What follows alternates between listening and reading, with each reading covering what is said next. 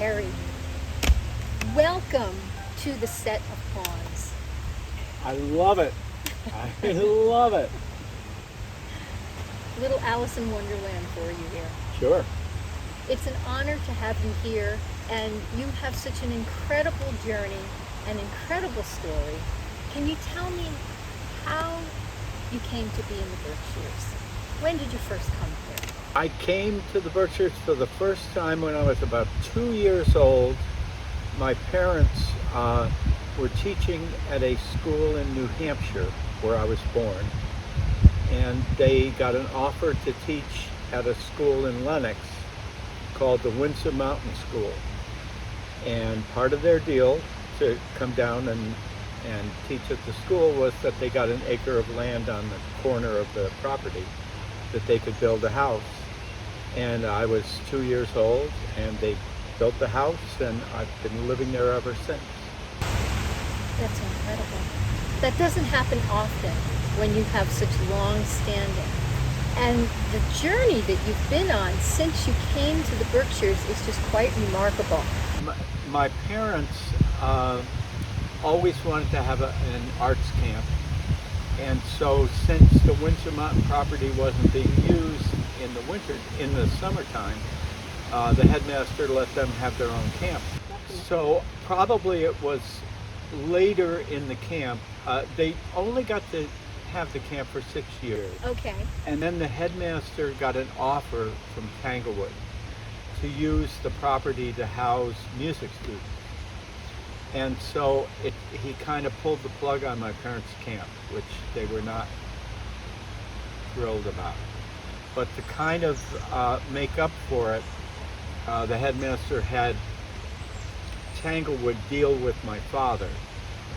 He was in charge of the property, housing the music students. And How interesting. that's Wow. when I got my kind of my musical legs. So how old were you then, would you say, when that all started with the Tanglewood involvement? I'm gonna say about 9 or 10, because when I turned 11 was when I was taking private lessons from Arthur Press of the Boston Symphony. And that was the result of my father taking me to Tanglewood. And that's because we had all these free tickets. Right. I believe Arthur Press was the timpaniist. He was the assistant timpanist, but the #1 percussionist. Wow. So So you got he everything was then, up not there. just timpani. That's right, and that's what I wonderful. wanted. Absolutely.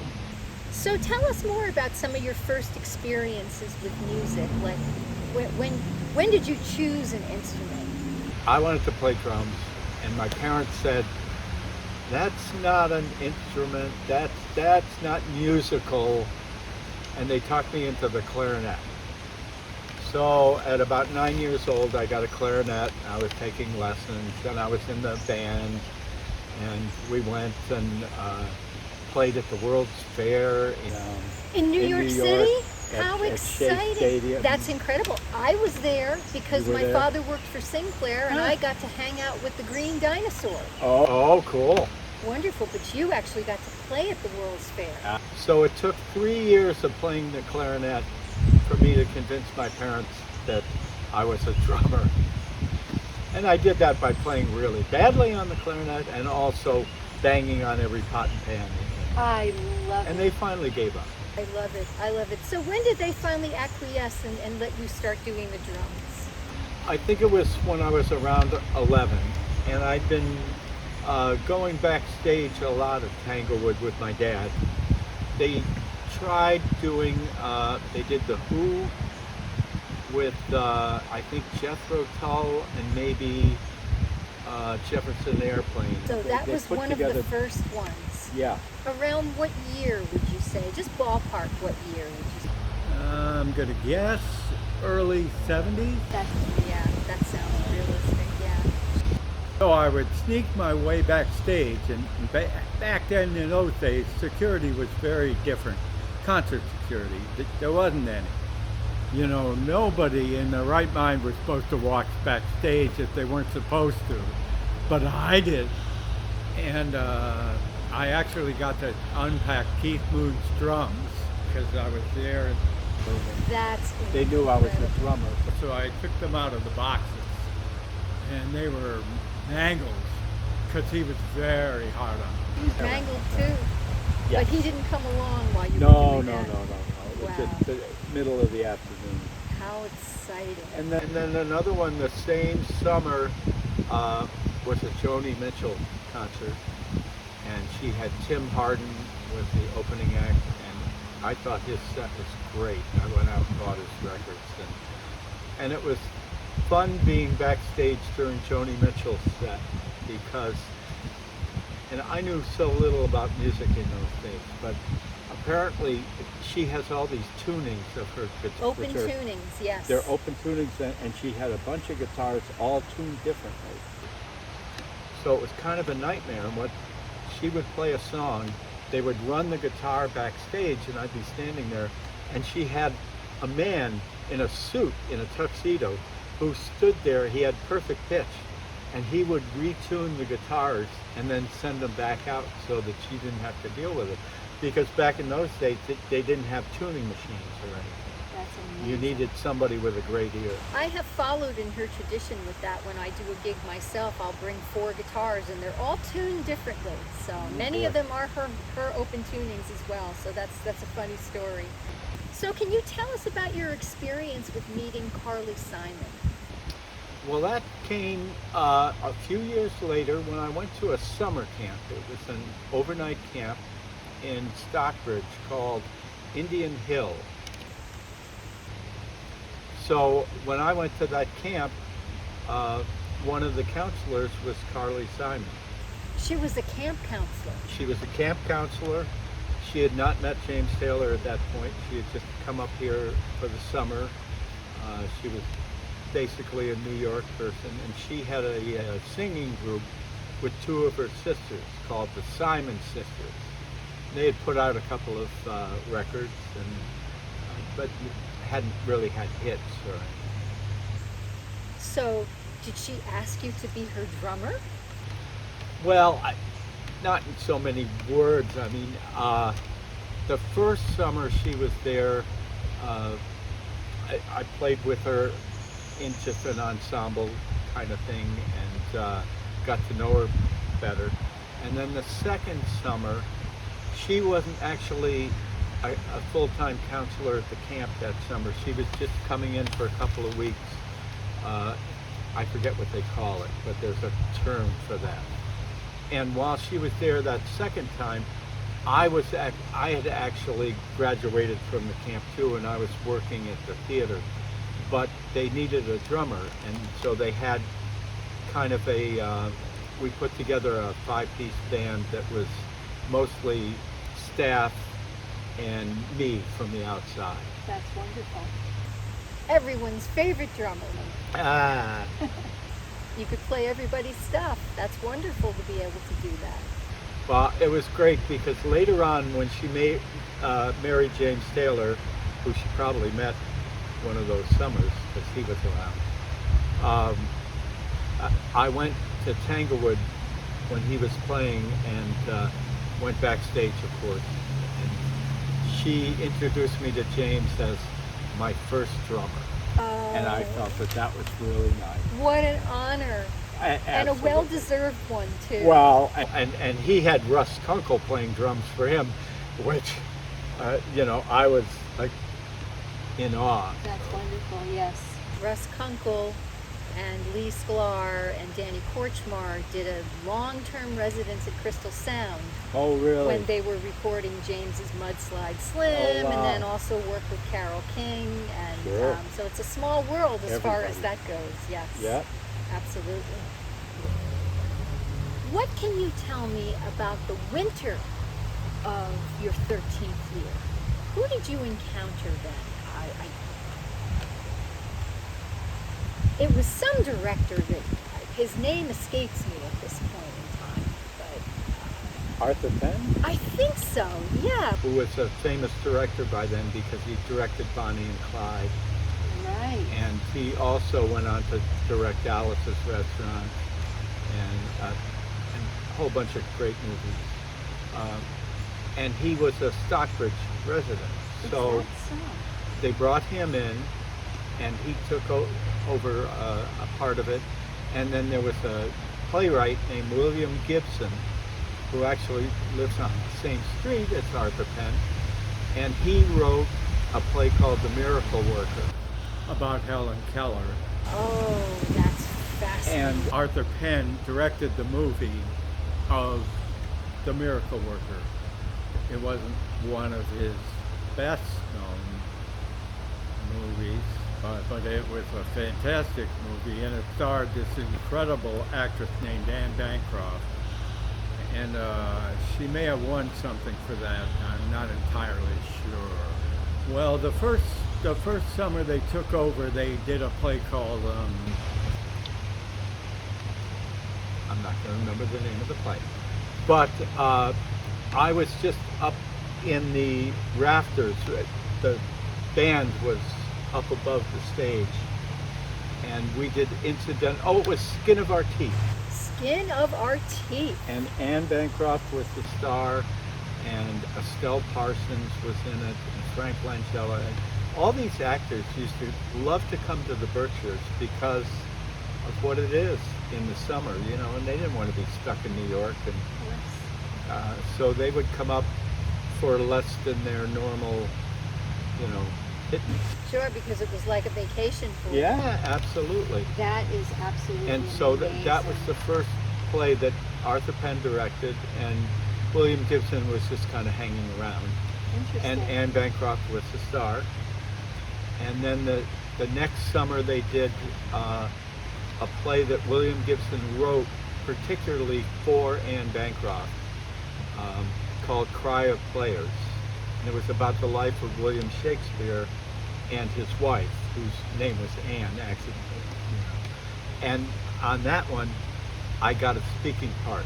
They needed on-stage musicians, 3 of us, and so I was playing a little hand drum, but I also had a bunch of lines with Anne. Exciting. So it was So like you my made- dream come true. You took the words right out of my mouth. You made your dream come true. Here That I is am, you so know, 15 years old, and remarkable. I'm playing opposite Anne Bancroft. So you did get to be the actor. Briefly. I would love to hear about your evolution and your journey now as a young budding musician. I mean, you've played in a lot of bands. Up in North County, we played a big place called Woody's House of Washington in Washington, Mass, right Is on that Route 8. on Route 8? Yes. And it was a big old building. And we played, Shenandoah was one of the house bands, and we played there regularly. But we also opened up for members of the band. I don't know if Bonnie Raitt ever made it there, but a lot of artists played there. And Arlo kept coming to see us because he lived up the road. Had nothing to do with Woody Guthrie. It was Woody's House of Washington, but not connected. Interesting. And Arlo just kept coming in, and we thought, oh, that's cool. You know, that's Arlo Guthrie. You know? And one day he just came over and said, so, you guys want to go on tour with me? And we all looked at each other and were like, yeah. Took that long. And that was it.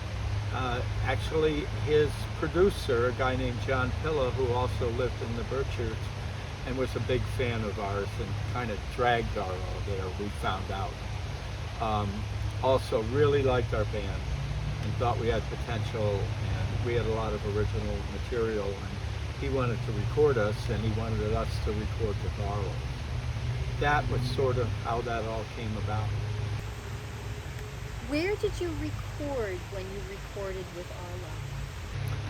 Well, the first recording that we did with Arlo was actually on the road.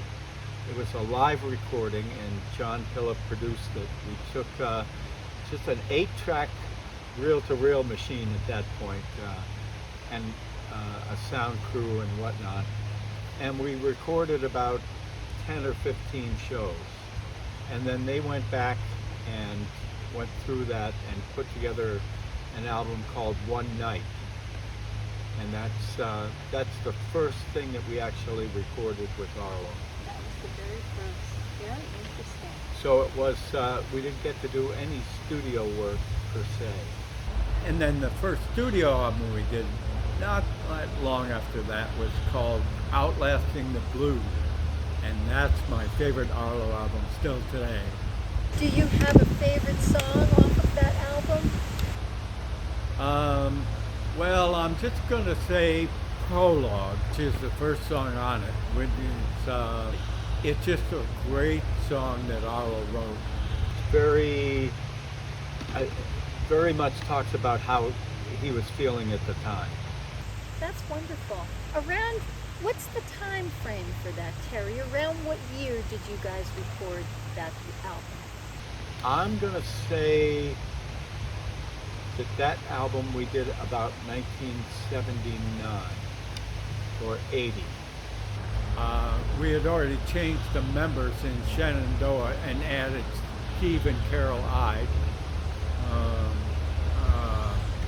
who added so much to the vocals. Shenandoah was always a heavy vocal band, and that's why Arlo liked us so much. So that was about 79 or 80, and we recorded that at a studio called Longview Farm out of Brookfield, Mass, out toward Boston. And it was one of these places, a beautiful old farm, and we would go there and stay for about 6 weeks. We'd all live there, and that would let Arlo write things overnight if he wanted to, or change things, and it was just a great experience. How wonderful to be there for that long. I know of that studio. When I first came here myself, I actually went there with my whole family. And my husband, who had been a recording engineer, he recorded some things that I wanted to do. Oh, great. Yeah. When did you meet Arlo Butcher?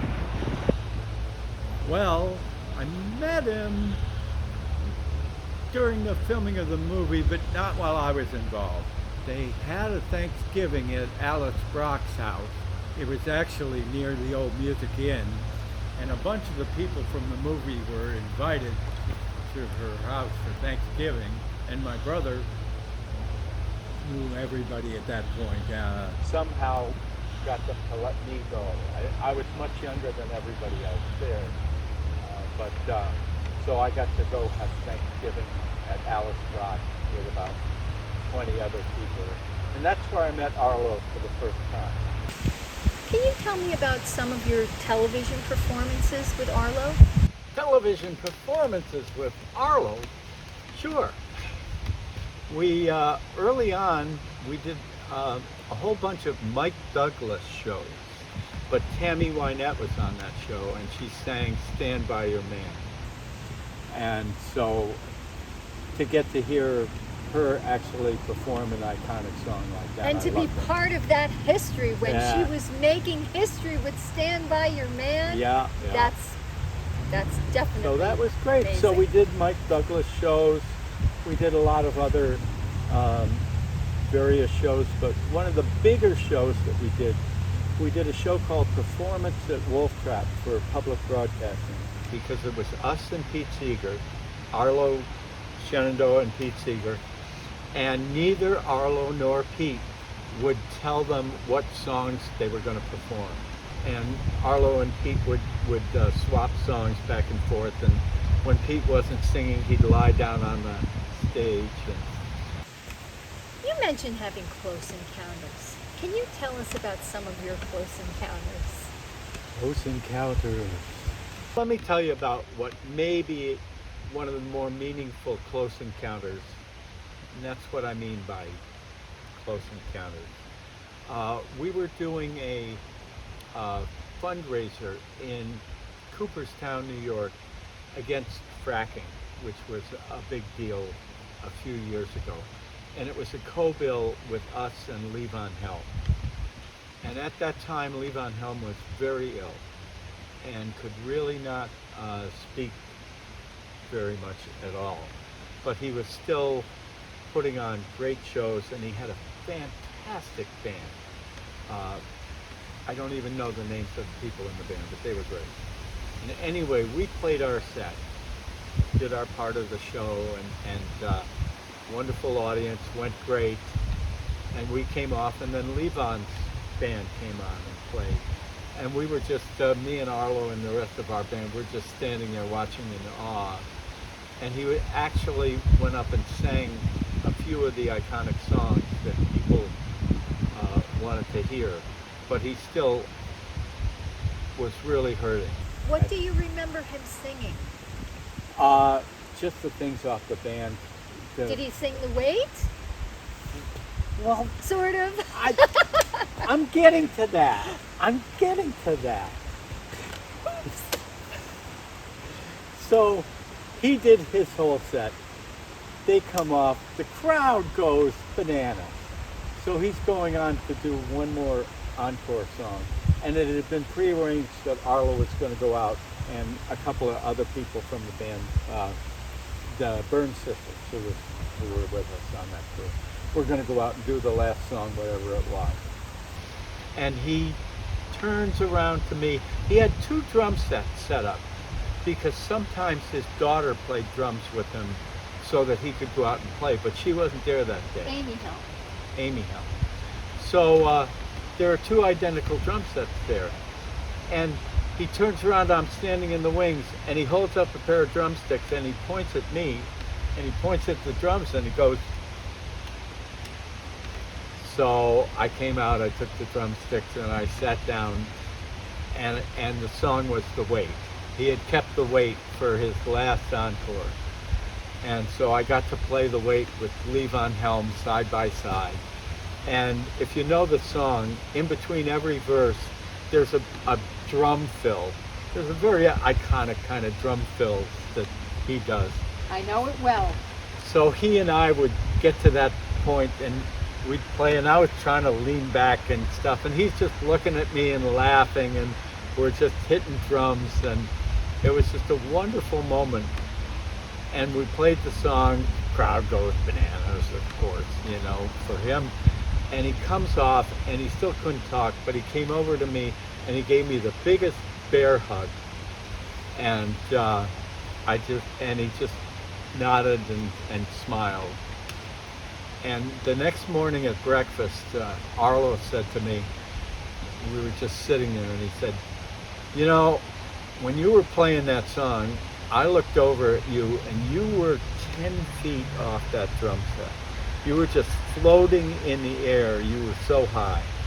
And I said, that's exactly right. It was an out-of-body experience like I've never encountered before.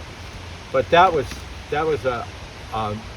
of drumming moments, that was the biggest drumming moment of my life.